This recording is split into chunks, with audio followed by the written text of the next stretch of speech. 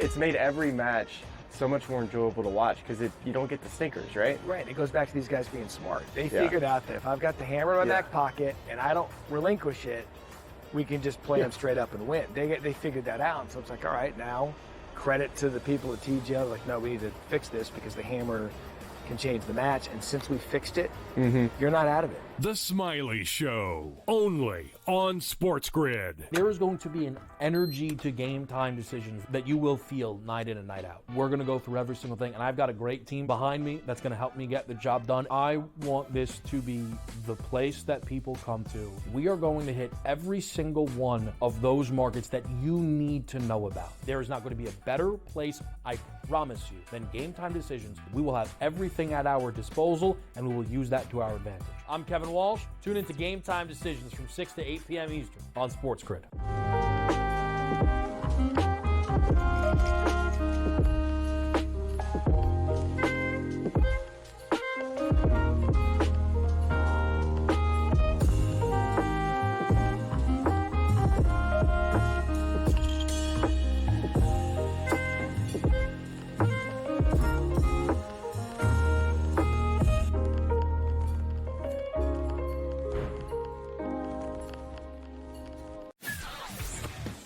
Off of the combine this weekend, there's been lots of anonymous sources and position coaches and all these things that sat down in interviews with him.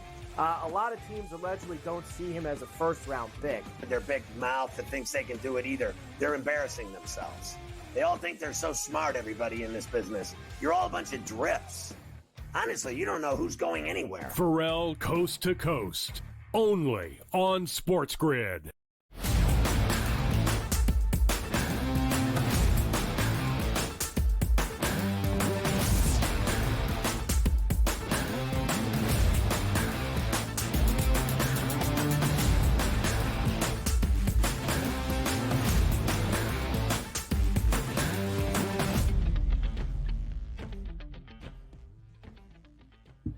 Welcome to hour number 3 live right here on this Thursday morning on the early line on SportsGrid. He is Donnie right side. I am Ben Stevens. A couple of NFL questions, of course, for those two big-name quarterbacks still out in the market, and how desirable are they on the open market? We'll hear from the people in just a matter of moments. We'll talk some NBA action in the prop perspective with Tom Vecchio in our next segment coming up, and then DRS. Final half hour, man. As good as you will find. I know you will continue it on the money line. I will continue it in the final segment solo as well. We are going to try to give you a handicap, a thought, a pick, a preview, a breakdown for a good majority of our college basketball slate on this Thursday. Certainly the games at the high major level, but a few mid-major thoughts as well. It is the most beautiful time of this year now in the month of March. This Thursday, we have a ton of conference tournament action. Next Thursday, we'll be about 2 hours away from the start of the round of 64 in the men's NCAA tournament. I mean it when I say it does not get better than this. No, and I'm getting word now that no more pro football full circle for the next 3 weeks. I believe it's college basketball during that entire hour. That absolutely. Look, that absolutely. Exactly. Like maybe you throw it in like, hey, Joe, what do you think about the Philadelphia Eagles next year? But let's get down to the Syracuse game that's going to take place or maybe not take place tonight since they didn't win yesterday. That's what we taking place, man. Yeah, that's what we need at this point. And by the way, we're going to get to some of these topics here and fading the public.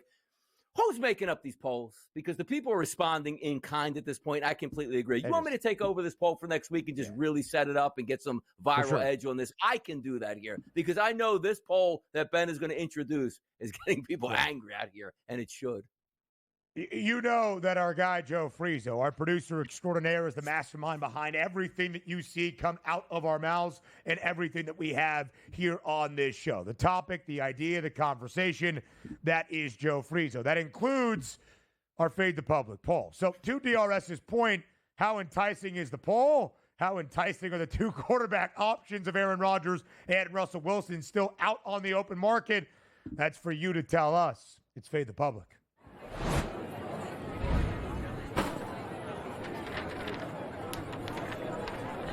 At SportsGrid on Twitter, which free agent quarterback is a more enticing option? Aaron Rodgers or Russell Wilson? A poll that Donnie is very excited to break down. Nearly 56% of the vote backing Aaron Rodgers. A little bit more than 44% backing Russell Wilson. DRS, are you fading the public? Which way did you vote?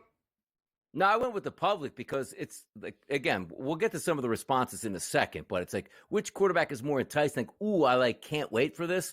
Well, at least from Aaron Rodgers, you get sort of a car crash effect, right? Like, hey, look, there's a wreck on the other side. Let me slow down and take a look at it. That's like Aaron Rodgers. Like, it would be interesting to see what he does in Pittsburgh because it could go one direction where they could win double-digit games, make a playoff run, and it's fun to talk about him. Or that could be a 5-win football team because he basically gets in there and submarines the entire franchise. But the one thing I think most of us should be able to agree on is, how could Russell Wilson ever be an enticing option for anybody in the NFL? Like, what franchise goes like, got him, Russ is in town. Now we can look forward to an unbelievable season. Like, at least with Aaron Rodgers, you do have somewhat of that little sparkle, that little flicker that could turn into a flame and have a decent season with a lot of intrigue. Russ gives us no intrigue whatsoever. So the only thing I'm actually shocked at is I can see why only 44% of the poll came in for Russell Wilson, because I just think it's a lot of just hate, and they just see Aaron Rodgers' name, and no matter who would be on that other line, they would just click it. I get that.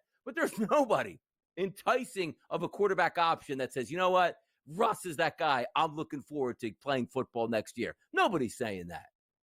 No, there's not. Listen, I voted for Aaron Rodgers as well, because I think even at this stage of their career, Aaron Rodgers would move the needle just a tad bit more than that of Russell Wilson. Russell Wilson also is not going to have the opportunity, more than likely, unless the Steelers bring him back, but that probably would have already happened, to be on a competitive or playoff team. If he ends up in Cleveland, the Browns are telling you all we need to know about the direction of this franchise. Hey, we still have all that money for Deshaun Watson. We just paid Myles Garrett a ton. We're not really close to being a playoff contender. If he ends up for the New York Giants, a team that currently has the longest price to win a Super Bowl, that's where they will remain. I would still say the most likely option for Aaron Rodgers at this moment remains the Steel City. And what does Pittsburgh do?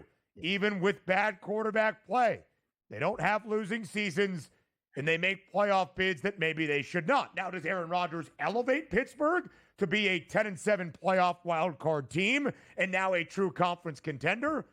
Absolutely not. But could he still get Pittsburgh to the postseason? Perhaps, Donnie, based on everybody else really outside of Aaron Rodgers. When you look at the numbers for these guys right now, it's not great. Russ was okay in his first few starts for the Pittsburgh Steelers. I think you got the true picture of what Russell Wilson is at this stage of his career in their final 5 games, including the postseason.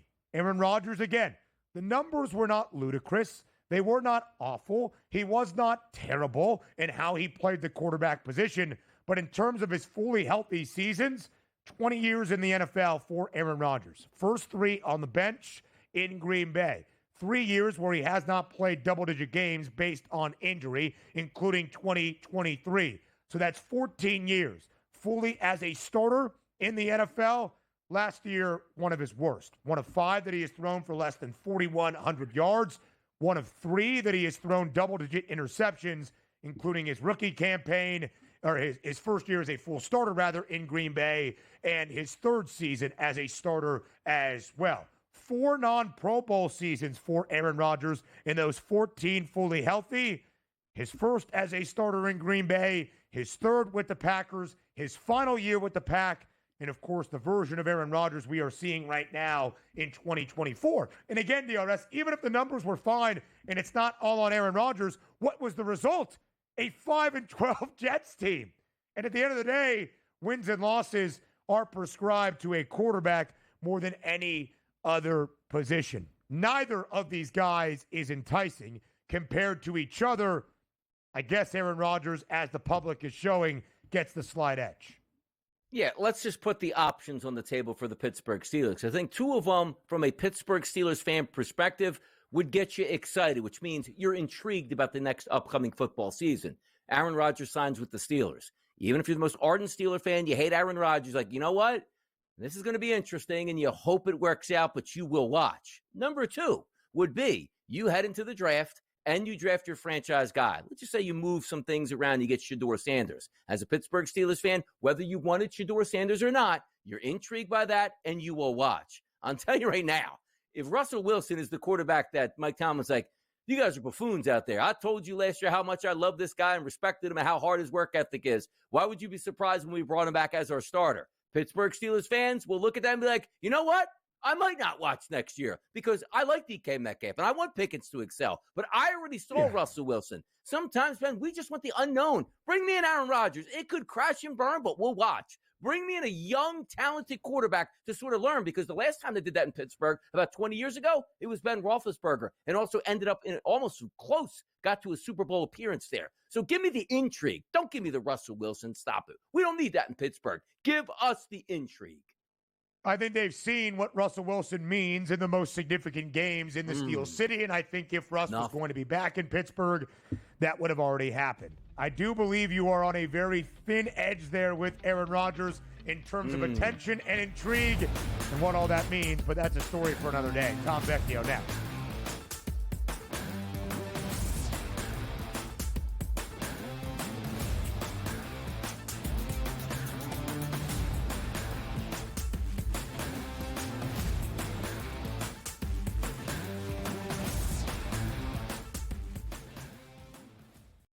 So my team didn't win this weekend, but I still did with this app that's taking over the game. Sports Millions Pick'em lets you make quick and easy predictions. Pick your favorite players, go higher or lower, and you can still win big even if your team loses. Plus, the multiplier is insane. With just a few picks, you can win big money. So get on it. They've got a welcome bonus to help you start off your winning streak.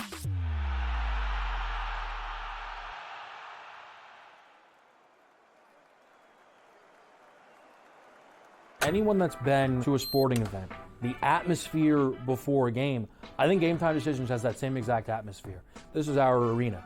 This is what we do. There is going to be an energy to Game Time Decisions that you will feel night in and night out. The excitement you get when you lock your bets in, when you're figuring out what you want to do, we can zone in on the biggest games each night. I want this to be the place that people come to before the games start so they feel as ready as possible to lock in their cards. We are going to hit every single one of those markets that you need to know about. We're going to go through every single thing, and I've got a great team behind me that's going to help me get the job done. There is not going to be a better place, I promise you, than Game Time Decisions to get that new information, react to it, and be able to then bet accordingly. We will have everything at our disposal, and we will use that to our advantage.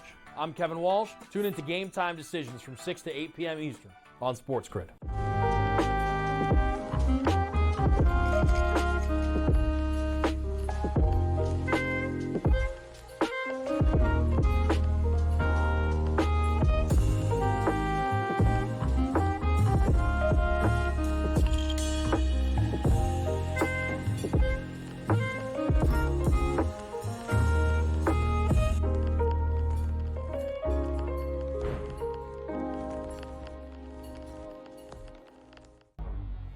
Two guys that can do it all. Too much electricity this morning. This is a good time. We're having a lot of fun. I had to do a triple take. Ka-ching!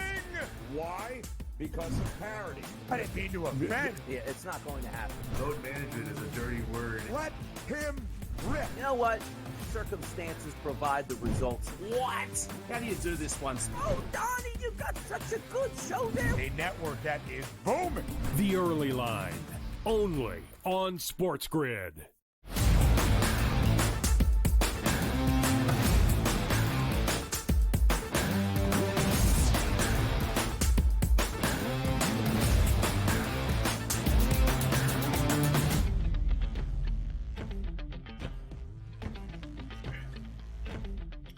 Live right here on the Early Line on SportsGrid. It is a Thursday. It is TV. Tom Vecchio of SportsGrid to provide that prompt perspective. Tom, as always, we appreciate the time. We'll talk some NBA action, stretch run of the regular season. After the trade deadline on the ice, stretch run of the NHL season as well. Every game impactful for those postseason standings and playoff positioning. We appreciate the time as always. Of course, thanks for having me. There's really no reason to delay. Like, I don't have some funny quip. I don't have a one-liner. Let's just hop right into it today. Let's get to it. I mean, what do you want me to say? Like, Duke money line, whale, max play of the day today? No, let's hop right into it. We probably just surged the ratings right there, Tom, for that. See, that's what we need. For sure. Money line Duke, I'm in. Go. Yeah. All right. Donnie loves it, Tom. Great work. You're off to a flying start. Let's talk about last night's game and a potential NBA Finals preview in Boston. Celtics and the Thunder. OKC goes on the road to Beantown, wins outright as an underdog, and as we have said numerous times, makes an absolute statement inside TD Garden. What did OKC prove to you yesterday in a regular season game, albeit a very big one? What I saw from OKC was, 6 or 7 different players with double-digit points. Like, obviously, SGA is leading the way. We know that. But they're getting contributions from everyone. And everyone's going to say, like, okay, the Celtics, they didn't have Porzingis. They're not fully healthy, et cetera, et cetera. But when he comes back, whenever that might be, because he's been out for a while, like, they have to fall back into form. And the odds are suggesting that, like, when he gets back, it's going to snap the fingers, and it's just going to be the Celtics of last year when they were just, like, firing on all cylinders, which I think we have to be a little bit worried with, especially considering how good Cleveland has been playing. So OKC, what they proved to me is that they can show up even in a regular season game, and they're getting contributions from those secondary and tertiary players outside of SGA, and who we know is just like etched in stone what we get from him. So hopefully when the playoffs come, that level of production will be sustained, and they can have a well-distributed offense where it doesn't have to be SGA going for 50 in order for them to win games. So very, very good performance from the Thunder last night. Let's take a look at the Celtics and the Thunder as it pertains to the championship here in the NBA. Both of these teams, and in football, Tom, as a wide receiver, they told you, if you're even, you're leaving. Well, 185 and 185. They're even. Which team is leaving here, Tom?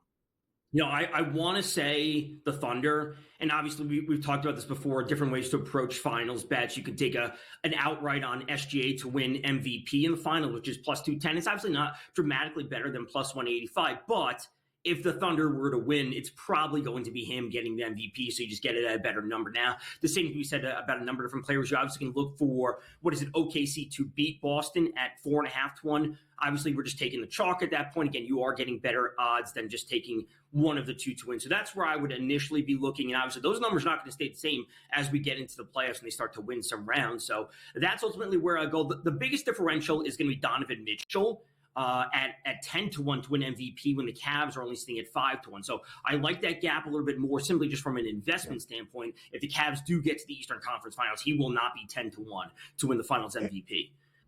And Vecchio, that's the big difference between these two teams that are now co-favorites to win that Larry O'Brien trophy. OKC is going to be the 1 seed in the Western Conference, 12-game lead right now. Boston trails Cleveland by 8.5 games for that 1 seed. The Cavaliers more than likely will have home court advantage throughout the Eastern Conference postseason. So when you look at those NBA championship odds, whether it's Cleveland or somebody else outside of the top 2, where is the value right here, right now?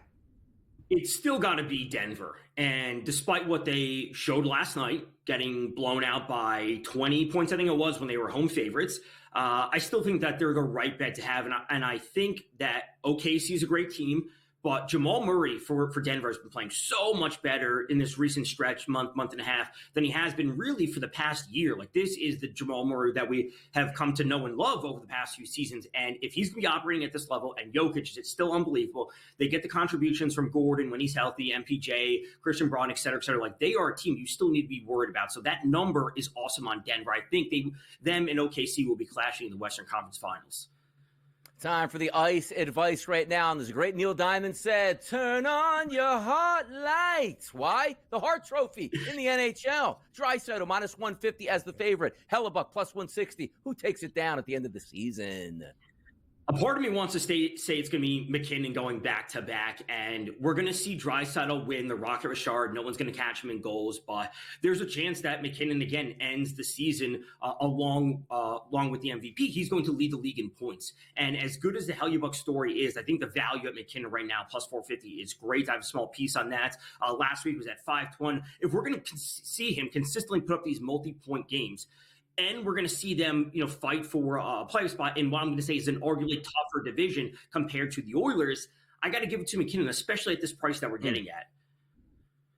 It's a good look right there, Vecchio, to say the least. Let's talk some NBA games on this Thursday as well. The Lakers have been struggling as of late. 7-point underdog on the road tonight in Milwaukee. Still no LeBron James expected in the lineup. The Bucks got beat at the buzzer on a 4-point play by Tyrese Halliburton just a few nights ago in Indianapolis. How competitive will tonight's game be inside the Pfizer Forum?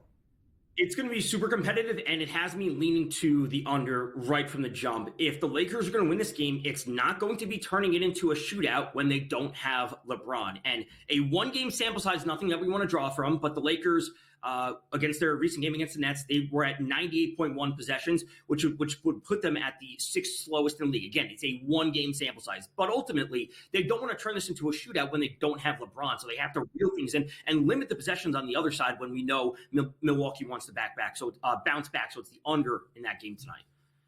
225.5 is that total. Vecchio, 2 final plays for your top props on this Thursday. Last 40 seconds of this segment. Take us through it. Yeah. So Cade Cunningham's been awesome. He's consistently pushing towards 30 points. He's obviously nearly averaging a double-double on the season. So I like the fact that he can go over this number basically on points alone when he's had 4 assists or more in literally every single game this season. So I will take Cade Cunningham over 35.5 points plus assists. And then I like Braden Point for a goal for Tampa. They can even right the ship tonight against Donnie's Flyers. Kucherov is technically listed as day-to-day, so his goal odds are not there, and I like Point to bounce back after a couple slow games from him, and they get the offense going against the Flyers tonight. Hey, listen, just because Braden Point scores doesn't mean the Flyers are going to lose. We can all win. We're on the early line up next.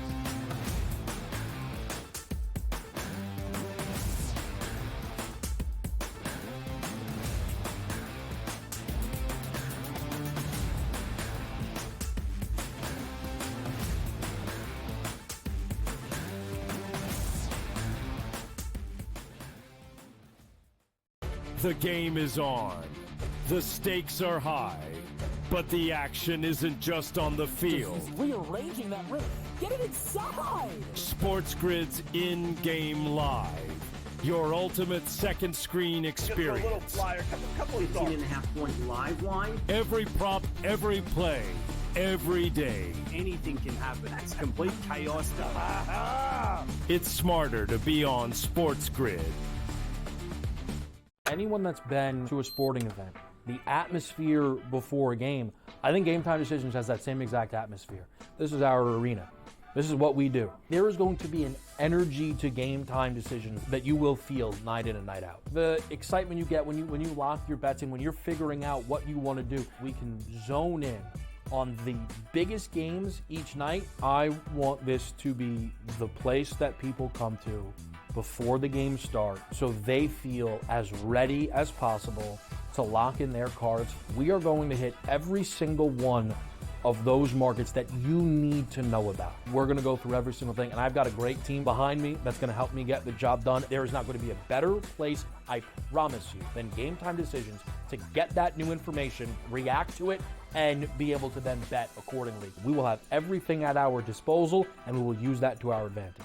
I'm Kevin Walsh. Tune into Game Time Decisions from 6 to 8 p.m. Eastern on SportsGrid. The 2 guys that can do it all. Too much electricity this morning. This is a good time. We're having a lot of fun. I had to do a triple take. Ka-ching! Why? Because of parity. I didn't mean to offend. Yeah, it's not going to happen. Load management is a dirty word. Let him rip. You know what? Circumstances provide the results. What? How do you do this once? Oh, Donnie, you got such a good show there. A network that is booming. The Early Line, only on SportsGrid.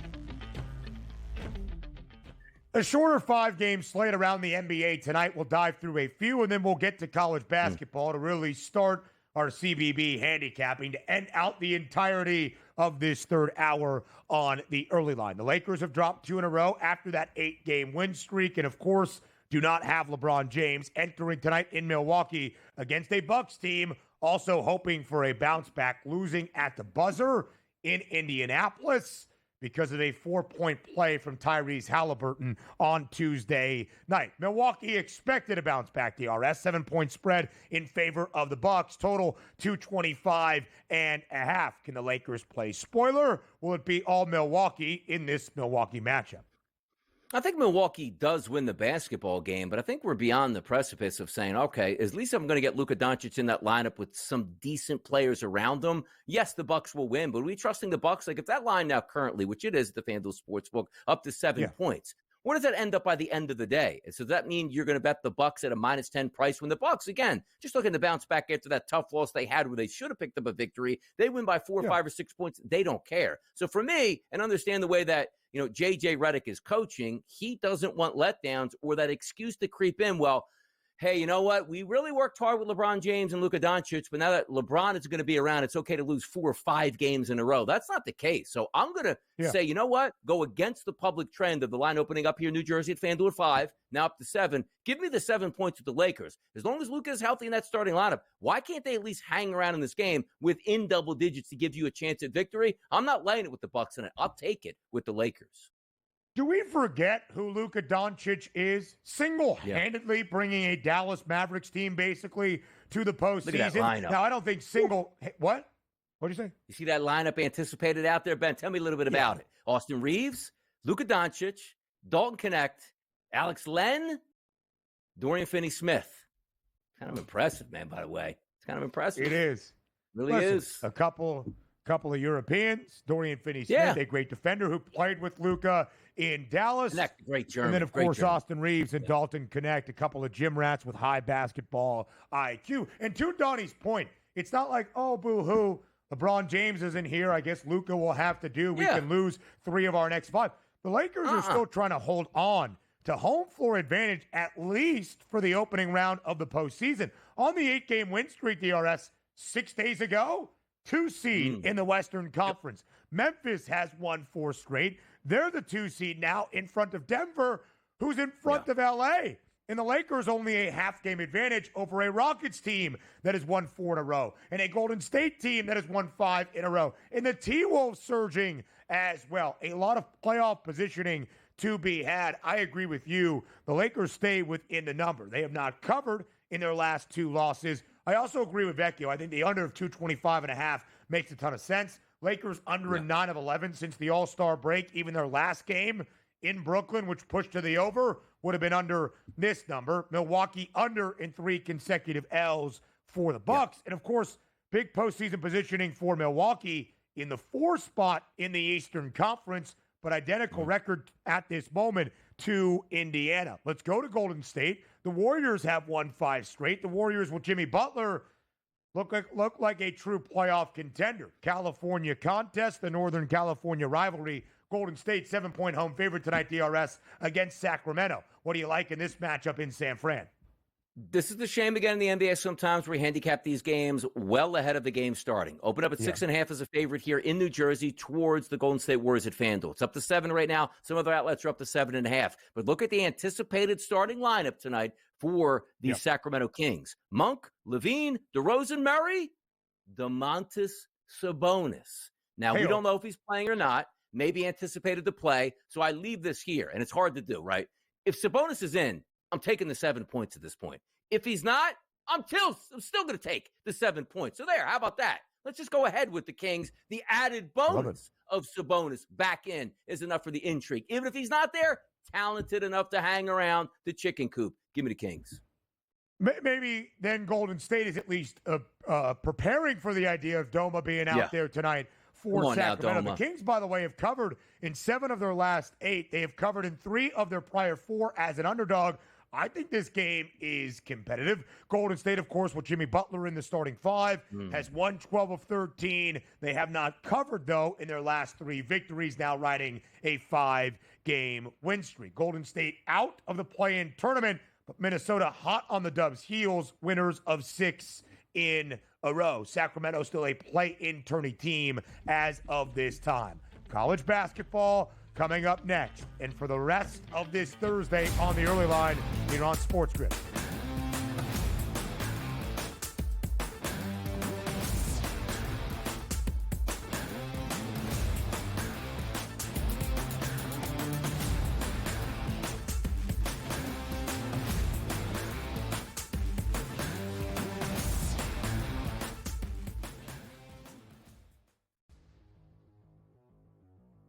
We're going to play a little game of true or false, fantasy or reality is what we used to call it. But instead, we're going to play a little game of buy or sell.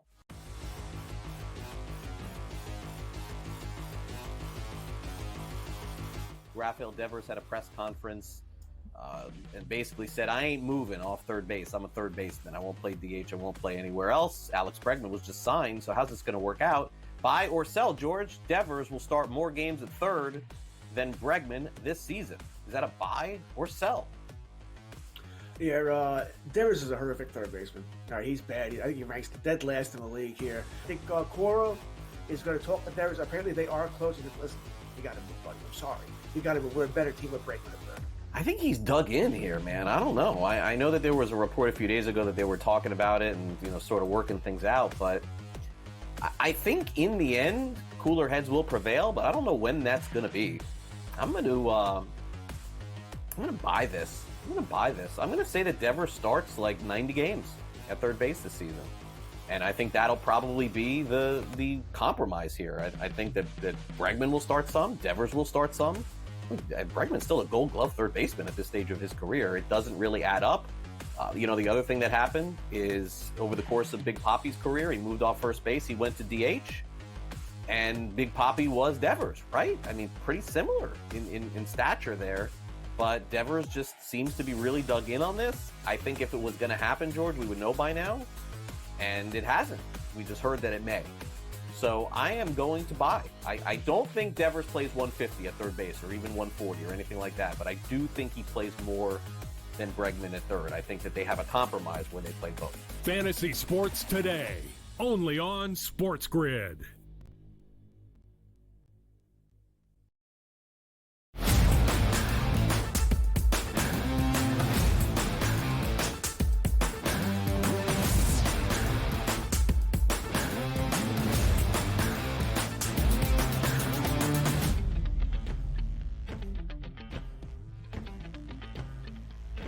As of yesterday, all 5 high major conferences around the sport of college basketball in men's CBB fully in action in conference tournament week. And Donnie, as of this Thursday, 3 of those 5 high majors, ACC, Big 12, Big East, their top teams enter the conference tournament fold as well. 1 seeds across the board, 2 seeds, 3 seeds, 4 seeds. We've got some great action on this Thursday. Not quite in the SEC or the Big Ten, but we'll start with the Southeastern Conference, our most compelling conference all year long in college hoops. DRS, when you look at the docket in round number 2 on this Thursday in Nashville around the Southeastern Conference tournament, which one attracts your attention the most?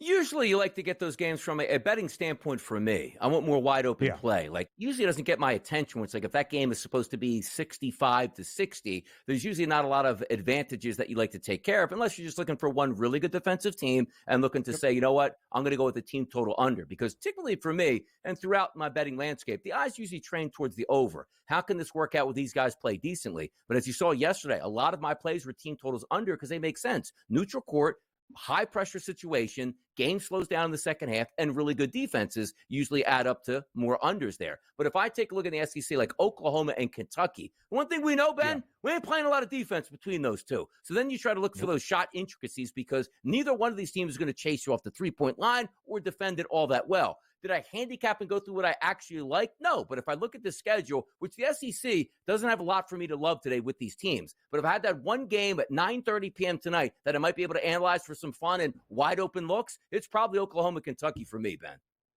161.5 DRS is that total. Oklahoma, a big win yesterday against Georgia. OU battling for a bubble spot come Sunday. So is their most bitter rival in Texas against its in-state rival in conference mate once again, Texas A&M. Texas pulling off a slight stunner. It was basically a pick-em yesterday against Vanderbilt, moving to 2.5 in favor of the Doors in their home city of Nashville. Texas looked thoroughly dominant in that matchup. The Longhorns were a top 25 team back in the preseason. It has not been an overly successful year for Rodney Terry and his Horns, but a big opportunity against A&M today with some rivalry fodder thrown in there. 6.5-point spread in favor of the Aggies, who did end out the regular season with a victory in their final week against Auburn, but were not playing great basketball prior, trying to build that momentum as of right now. The most intriguing game for me, DRS, in the SEC, Missouri and Mississippi State. Yeah. 3.5-point spread in favor of Mizzou. I told everybody yesterday, Mississippi State gets an easy one. Easy one against the bad LSU team that was bottom of the barrel within the SEC. And they made good on it. They won by 29, 91, 62. I think that the Bulldogs are a fraudulent team. I think that Mississippi State is bolstering a lot of resumes. They are not worthy of doing so within the SEC. That will probably get some of those teams at large consideration in just 4 days from now. Give me Dennis Gates and the Tigers. And more importantly, Donnie, give me the total. Bet it last night as soon as it opened up, 153.5. It's now 155 and a hook. By the way, see the pen right here? Might be getting a click on the show coming up in about, 30 minutes at this point. Why? Because Missouri's offense, man, looking like they fit in like a glove out there versus Mississippi State. Why? Number 3 in conference play at volume from three-point range, Missouri. How about Missouri? Number 3 in conference play at knocking down the three-point shot at 38%. Mississippi State's defense, there's 16 teams in the SEC. 15th at defending the three-point line. 15th at chasing you off the three-point line. Ooh, maybe Missouri, little team total action here could be in there. It really could. I'm liking where you're going with this total. And also, flip it over to the other side. Mississippi State, not a great three-point shooting team. Will they shoot it? Yes. But look at the surge of where their points come from. Number 1 in conference play, 51% of their total offense coming from inside the arc. Number 5 at giving up points inside the arc, it's Missouri's defense. They play at a fast tempo, Mississippi State. So not relying on the three-point shot and getting out and running for extra points here, you might be on to something for this total because the matchup makes sense. These two teams fit together here, and I like what I see.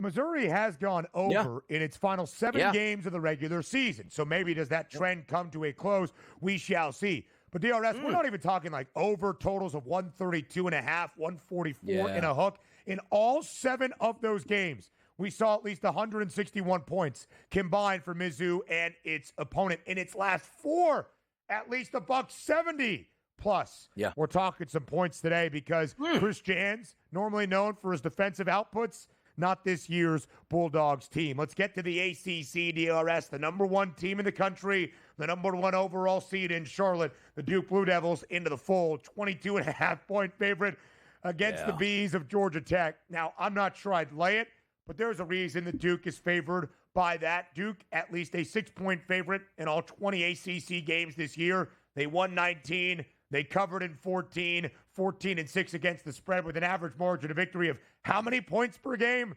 21.7, thus that big line. Yeah, tough. It's not a perfect match for what I like to look at, but the one thing we do know is Duke's a perfect match, it feels like, for everybody. It doesn't really matter where they play them. They have the matchup because if you're great at rebounding on defense and playing great defense, then great on offense and great rebounding on offense. So even when you do miss, you get the rebounds back. But understand this, Duke's the best three-point shooting team in the ACC at almost 40% in conference play. Why does that line up? 14th in the ACC out of 18 teams. How about this? Chasing you off, that's Georgia Tech. Everything should be available on offense for the Duke Blue Devils. Here's the only question that we have sometimes, because I ask this to myself. If Duke understands that the goal is to win this tournament, you're playing on back-to-back days. If you're up 25 points with 5 minutes to go, does that mean Cooper Flagg's getting some extra reps in at the end? No, it does not. So you leave a little bit to up for desire. If Duke is going to blow Georgia Tech out, for me, Ben, it's not Duke up by 4 points at the break. So you know where I go. When you have a team that you can stretch, you're going to get an honest effort in the first half. No matter how many points you're up, you will try to extend that lead. Maybe it's a first half for Duke, which makes the most sense against Georgia Tech. They should win. But again, the question isn't, does Duke beat Georgia Tech? Is they blast them by 20-plus points. I would say they're probably up 15 points at the break, and then they cover. I don't want to leave it up in the air and say, hey, the final 3 minutes when the backups come into the game and blow it, and there's a 14-2 run by Georgia Tech. And, Donnie, that's what I did yesterday with North Carolina, understanding the purpose for Carolina in Charlotte for the ACC tournament. Now, they covered every number as they blew out Notre Dame by nearly 20. UNC today, 5.5-point favorite against Wake Forest. We were talking about this game off air just in commercial break discussing. You think this could be a potentially good matchup for Steve Forbes and the Demon Deeks, maybe playing spoiler to UNC's tournament outlook. How come?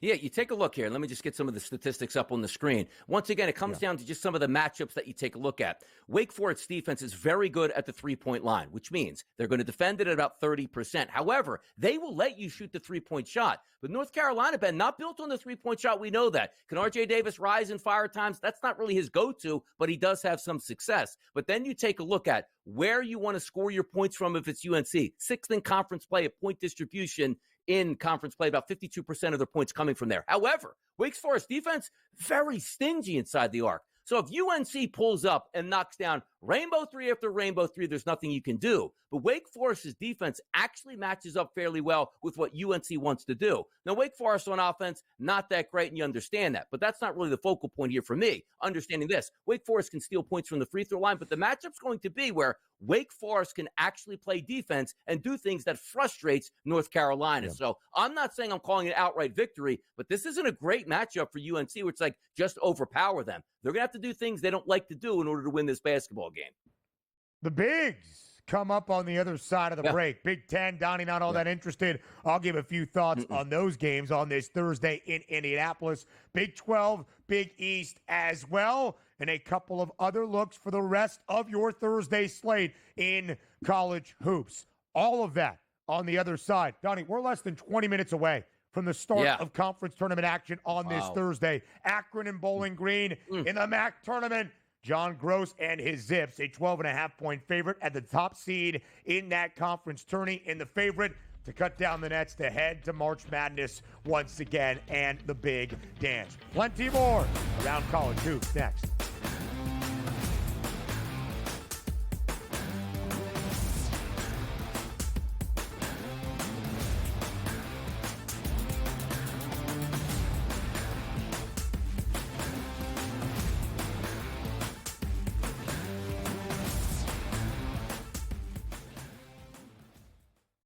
The game is on. The stakes are high. But the action isn't just on the field. He's rearranging that rim. Get it inside! SportsGrid's in-game live. Your ultimate second screen experience. Just a little flyer, couple of thoughts. 18.5-point live line. Every prop, every play, every day. Anything can happen. That's complete chaos.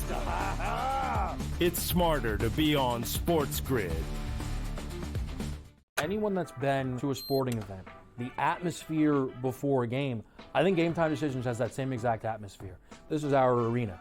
This is what we do. There is going to be an energy to Game Time Decisions that you will feel night in and night out. The excitement you get when you lock your bets in, when you're figuring out what you want to do, we can zone in on the biggest games each night. I want this to be the place that people come to before the game starts so they feel as ready as possible to lock in their cards. We are going to hit every single one of those markets that you need to know about. We're going to go through every single thing, and I've got a great team behind me that's going to help me get the job done. There is not going to be a better place, I promise you, than Game Time Decisions to get that new information, react to it, and be able to then bet accordingly. We will have everything at our disposal, and we will use that to our advantage. I'm Kevin Walsh. Tune into Game Time Decisions from 6 to 8 p.m. Eastern on SportsGrid. The two guys that can do it all. Too much electricity this morning. This is a good time. We're having a lot of fun. I had to do a triple take. Ka-ching! Why? Because of parity. I didn't mean to offend. Yeah, it's not going to happen. Load management is a dirty word. Let him rip. You know what? Circumstances provide the results. What? How do you do this one? Oh, Donnie, you got such a good show there. A network that is booming. The Early Line, only on SportsGrid.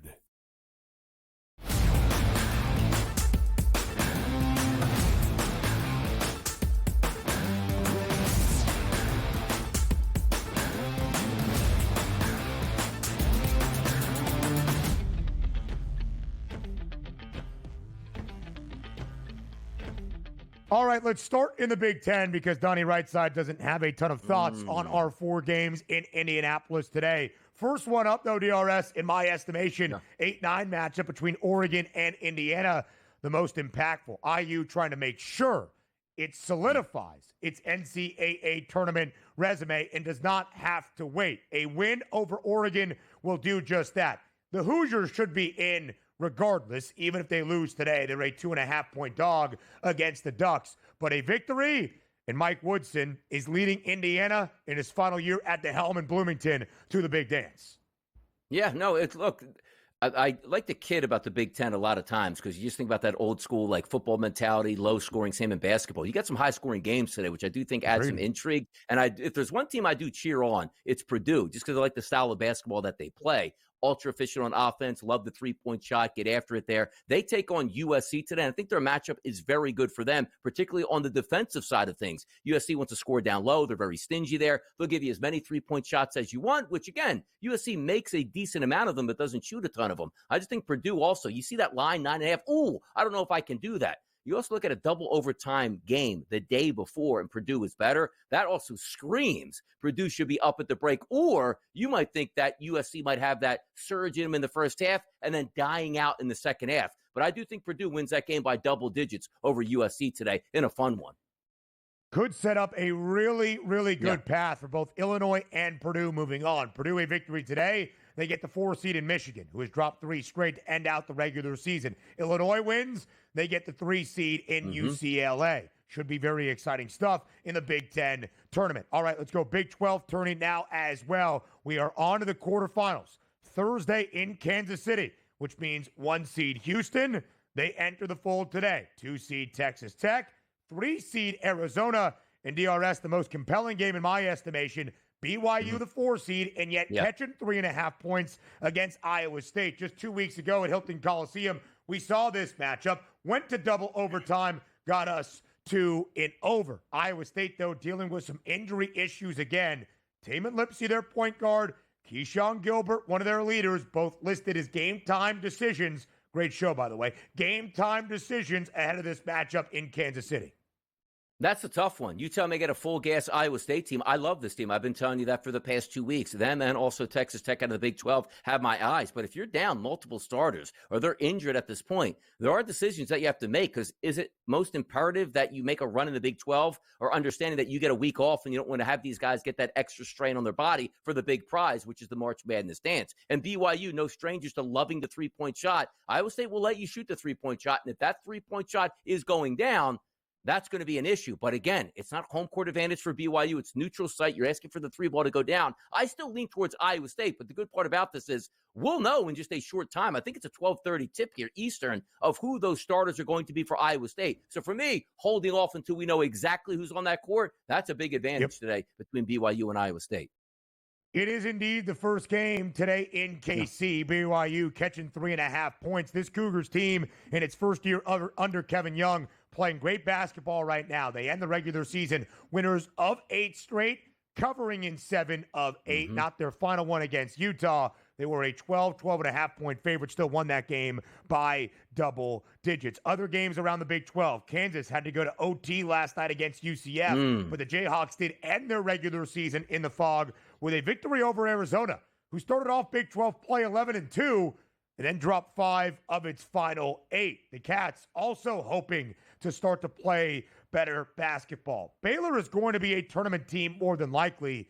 Not playing all that great, did hammer K-State yesterday. Texas Tech 5.5 point favorite. And Colorado has pulled off a couple of upsets so far in KC, Mo. Now they're a 17.5 point dog against Houston. Big East quarterfinal Thursday as well inside Madison Square Garden.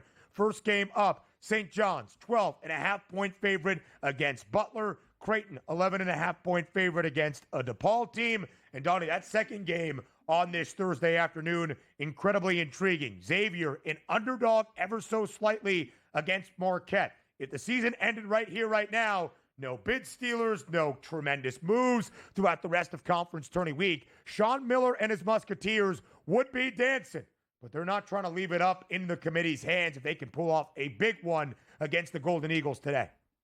Yeah, you know what this might come down to? Because they're two pretty evenly matchups, as you see by the spread itself there. But take a look at this. Xavier in conference play, number 1 at getting to the free throw line. How about Marquette? Number 11 out of 11 teams at getting to the free throw line. Sometimes you need to steal some of those smaller advantages. That's a big-time advantage for Xavier if they can take advantage of the free throw line today.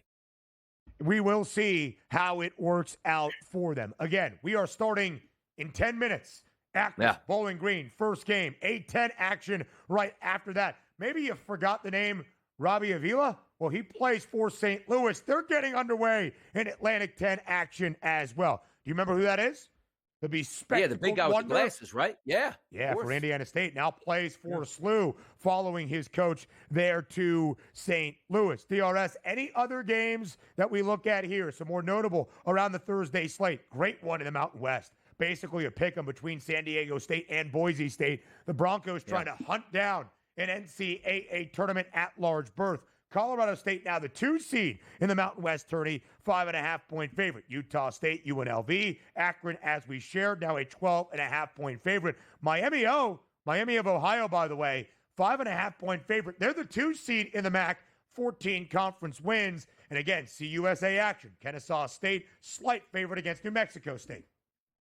Or we focused here down at Dickies Arena in Fort Worth, Texas, down there for the American Conference with Temple and Tulsa today. I did see a designation tag of questionable for Jamal Mashburn Jr. He's probably missed the last, 10 games or so for Temple, but they're favored to win today. I like those teams. Can you get on a run and your best player coming back? We don't know if he's actually coming back for the tournament, but those are the intriguing things that I like to take a look at as well. Sort of that lower level competition when everybody's focused so much on the high majors. Injury information at this time of year is absolute king. See if you can find some of those gold nuggets if you do get some of these key players back. 3.5-point spread in favor of the Owls in plenty of great games. Big West Conference tournament action that will highlight on the other side. We await UC San Diego entering the ring. DRS, have a great time on the money line. I am sure plenty of college basketball handicaps coming the radio listeners' way. We continue here on TEL next.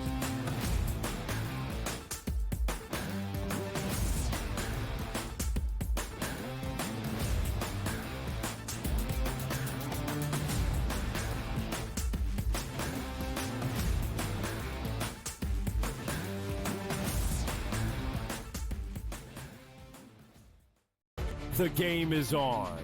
The stakes are high. But the action isn't just on the field. He's rearranging that ring.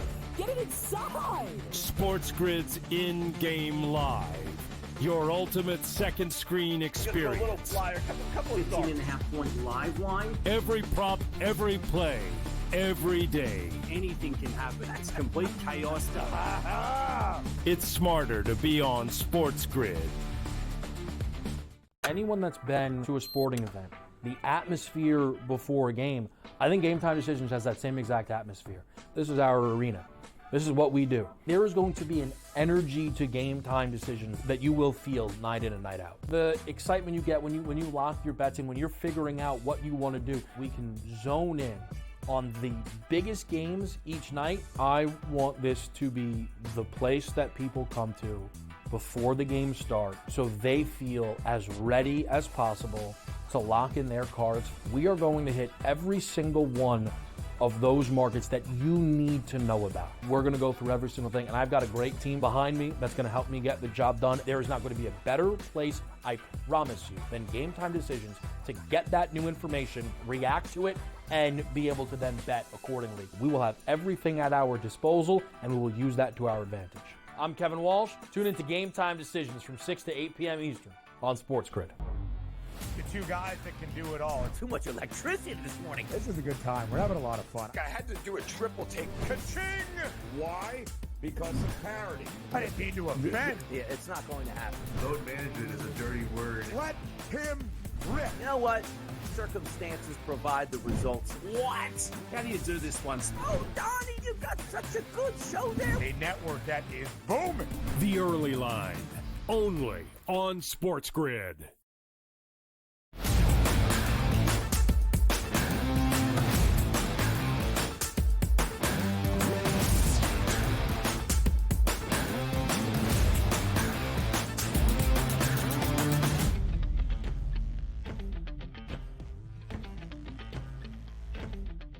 Let's keep diving through a monumental Thursday during conference tournament week in college basketball. Exactly 1 week away from the start of the round of 64 in the men's NCAA tournament. in my estimation, the two greatest days on the calendar each and every season, sports or otherwise. Round of 64, Thursday and Friday. Next week, that is it. But a lot to figure out. Until then, the remainders of conference tournaments and, of course, on Selection Sunday. 48 games. 48 D1 men's college basketball games that start in just about 5 minutes in MAC action, A10 action, and all the way through 11:30 p.m. Eastern time tonight when the final games on this Thursday tip. We're talking 14-plus hours of college basketball in a row on this Thursday. That is indeed a beautiful sight. Let's go back to some of the other notable games from this Thursday. If I'm not mistaken, and producer Joe Frizo, please make sure we clarify. No tickets to the NCAA tournament at stake. No conference championship games on this Thursday, but we do have, thank you, many quarterfinal and semifinal games as we dive even deeper throughout conference tournament week. A lot of great action in the Mountain West tourney, San Diego State and Boise State, in a game that is basically a pick'em. If the Broncos can win, should be a quad one victory for Boise State, would do a lot to bolster that NCAA tournament resume. There was a chance on Saturday night that Boise State was going to be the 2 seed or very high up in the Mountain West Conference tournament in Las Vegas, but Colorado State went into Idaho and pulled off the upset over Boise State. CSU now a 5.5-point favorite against Nevada. Top team in this tournament, that is New Mexico. First regular season crown in more than a decade. Richard Pitino and his Lobos, 15.5-point favorite today. That tournament played in Las Vegas. Of course, Richard's father, Rick, the 1 seed in the Big East tournament with St. John's. They're a double-digit favorite against Butler. Let's talk some of that high major conference tournament action as well. And I do want to start in the Big East because, man, what a game we have tonight in the world's most famous arena inside Madison Square Garden. Two great programs, two very recognizable programs in college hoops battling it out tonight, UConn and Villanova. Villanova yesterday taking care of business, as you would expect the Cats to do against Seton Hall. But that's just step number one. If Villanova has any hope, any outside hope of making the NCAA tournament, they need to beat UConn. They need to win their semifinal. More than likely, they need the automatic qualifier out of the Big East, but at least getting the conference title Saturday inside the Mecca would make things rather interesting. A 6.5-point spread in favor of UConn. And again, I do think it bears repeating. We've said it a few times. Dan Hurley's Huskies during that first national championship run in 2022-23 was not overwhelmingly dominant in the Big East. They were 13-7 in the regular season, did not win the tournament title. That was Marquette that year in 2023. Last year, a different story, but still 13-7 in regular season action. UConn this year, 14-6, trying to play their best ball at this moment. They should beat Villanova. They're a 6.5-point favorite tonight. We'll see if that comes through. Great game between Xavier and Marquette, 2:30 p.m. Eastern time. Again, the Musketeers, if the season ended right now and the committee had to release a bracket in 2 hours, Xavier would be in. But you want to make sure you stay in and you don't leave it up to fate or chance or any bid stealers out there. They're a 2.5-point dog against the Marquette team that saw its fair share of struggles down the final 2-3 weeks or so of the Big East regular season. Big Ten tournament, again, Indianapolis, just round number 2. Our top 4 teams still waiting with the double bye into conference quarterfinal Friday as well. But the first game at noon, Indiana, Oregon, a huge one. This Hoosiers team is playing different, whether it's the resolve in the buy-in for their skipper in Mike Woodson, or Mike Woodson saying, F it, I'm going to do what I want to do. I'm going to structure things the way I want. Indiana playing such better basketball. Wisconsin gets Max Klesmit back. That's huge to have their leader back on the floor. I like some points against this gritty Northwestern team. Illinois and Purdue now both double-digit favorites. Great day in the SEC. Great day in the ACC. Huge one between North Carolina and Wake Forest around 2:30 p.m. Eastern time. It's a must-win, can't lose for UNC. They lose, they're not getting to the NCAA tournament. And, of course, a stellar Thursday in the Big 12 tournament in Kansas City. So much great stuff. Let's do it again tomorrow, huh? 8 a.m. Eastern time.